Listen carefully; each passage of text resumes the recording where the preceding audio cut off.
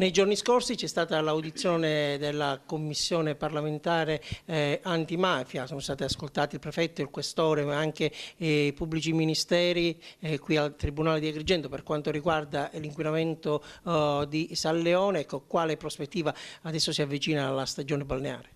Sì, intanto mi lasci essere molto soddisfatta perché chiaramente dopo le indagini che abbiamo col gruppo che insomma mi ha collaborato nel 2011 nelle indagini che noi abbiamo fatto e che abbiamo depositato in procura, insomma oggi vediamo questo giorno.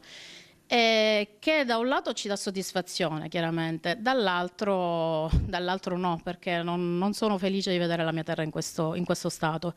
A quanto pare dagli atti di questa audizione si evince che i PM hanno dato atto di tutto quella che è la situazione non solo del territorio proprio agrigentino, ma in generale di tutta la costa. A quanto pare proprio si è sottolineato come la gestione del servizio idrico e quindi depurativo di tutta la provincia sia totalmente al disastro. Ora la mia domanda è: sono anni che gli agrigentini si lamentano non solo dei problemi che ci sono di inquinamento, ma anche delle tariffe idriche, della depurazione. Cioè ci sono state diverse sentenze sia del Tribunale Civile che del Giudice di Pace che attestano come ci siano stati degli abusi da parte del gestore idrico.